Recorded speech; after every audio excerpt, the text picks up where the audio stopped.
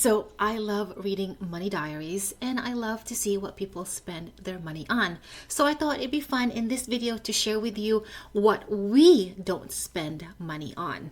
Thank you so much for joining me here today at Sisters for Financial Independence.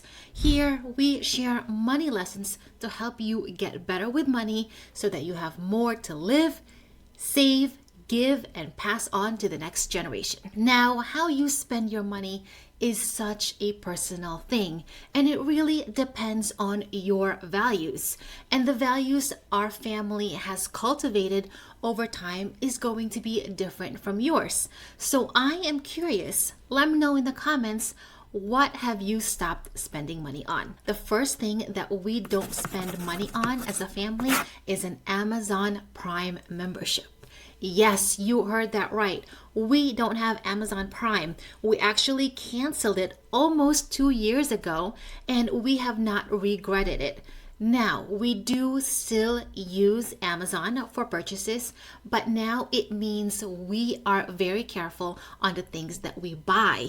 We are no longer randomly adding things to the cart, eagerly waiting for it to arrive at our door. Without the convenience of 2-day shipping or next day shipping, we are more intentional with what we put in the cart and what we buy. And I'm going to tell you that that has saved us so much money. I know the Prime membership is around $100 and there's a lot of benefits to it, but because we don't have that membership, we don't have the convenience of the other services, it has allowed us to be a little bit slower when it comes to our consumption and also really think about what we need at home. When we were reviewing if we really needed Amazon Prime or not, we found that we were buying a lot of knickknacks. And sometimes many of these things would just sit in the corner and not get used, and that was a whole waste of money.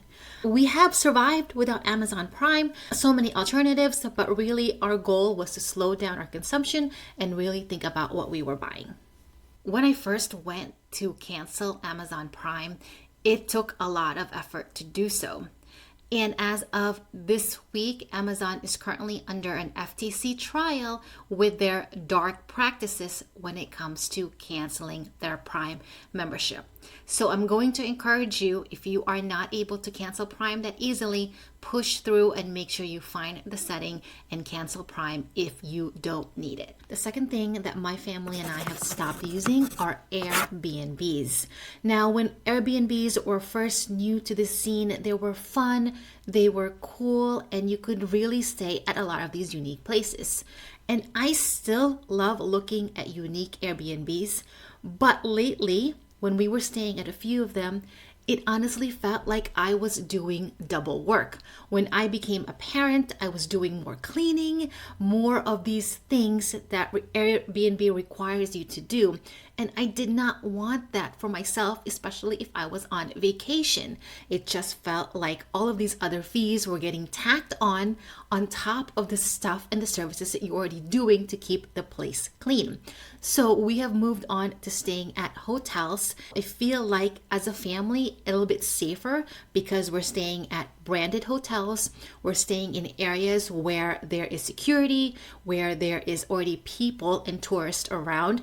And it's also been nice for my daughter to be at a place that is familiar, that has kind of a similar brand and feel and look. While Airbnbs have unique offerings, the fact that some of their fees have added up, the fact that there's now so many scams on that site, we've used it less and less and now favor branded hotels for that actual vacation feel instead of using our time to clean it out so we don't get charged an extra $200 cleaning fee. Don't get me wrong, we don't leave Airbnbs and hotel rooms messy, but it is nice to have someone else come and fluff up your sheets when you're out and about in town, and you don't have to worry about taking the trash at the end of your trip. And I have found that staying at hotels with good customer service goes a long way to ensuring we have a good vacation overall. The next category of items that we don't spend money on is takeout.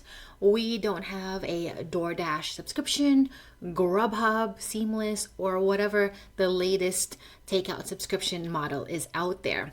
We normally cook most of our food at home, around 90 to 95%, and then on occasion we will go out and sit down at a restaurant. Now, one of the key things that has allowed us to do this was by being more efficient with what we cook at home. We are a family of 3, and with a child at 6 years old, we are able to get more for our money when we buy things in bulk, as well as cook more healthy foods at home. I totally understand that not everyone can cook, and I also understand that sometimes when you are on your own, a single individual, it's hard to cook for yourself. I had that problem in my 20s, but this is actually the time for you to start learning your favorite dishes and start cooking them, because your only judge is yourself. You don't have a partner or a child judging what you're cooking. So if you are single, now is a time to experiment with food, with cooking technique, and figure out what works for you, what dishes you want to create at home, and what dishes you will eat at home. I've also found that sometimes takeout food is just not as good. By the time it gets delivered to you, it's soggy, it's cold. I know that just the process of packaging a hot meal inside some kind of container and then driving it over to someone else's house takes time, takes effort, but it's just not for us, especially at this point in our lives. Now, if you want to learn more about how to cook more at home, I'm going to recommend this video here where we talk about some techniques as well as equipment you might need to ensure you cook more at home and save your money on takeout. I would absolutely recommend that you review the fees you're paying for some of your subscriptions for takeout and delivery. It's probably adding up more than you know. I would absolutely recommend that you start experimenting with food at home, with cooking techniques, so you can start to bring down your takeout costs lower and also cook healthier at home. And as a family, we do enjoy sitting at the dining room table. It does require us to plan a little bit more, but that is something that we as a family have put as a priority. So as a value, we rarely will get takeout. My other tip too, to make sure you have good, delicious tasting food at home, is to source some of your ingredients from ethnic grocery stores. Look for Asian grocery stores like H Mart, maybe a Mediterranean grocery store for some kind of rice or olives or other things that can allow you to elevate the flavors that you're cooking at home. Even getting some new spices can totally bring new life to your cook. So once you get the hang of cooking at home, of learning to use other ingredients, you'll find that you'll also be doing less takeout like we are. The next category of items that we don't spend money on is tech gadgets. Now, it's so easy to upgrade to the latest iPhone, the newest TV, or all of these other gadgets out there. As a family, we have decided that we don't want so much technology in our home. We don't want a lot of things connected to the internet. We want to create that barrier for our family and the internet. We don't have a smart TV at home. We don't have the latest Alexa or Google device. We don't have the latest iPad or the latest Fire tablet. We have some technology. It's not the newest, but they all still work and they still allow us access to the internet, but we are not on that treadmill of constant upgrade. Weirdly enough, I am on the internet. I'm on YouTube. I talk about money, and I do that through a 4-year-old computer. So for us, we have tried to minimize the use of our technology and minimize the buying of said technology. Sometimes people don't realize that this costs money, and sometimes because they put you on a monthly payment plan, it does feel affordable. If you don't need the latest device, save your money instead.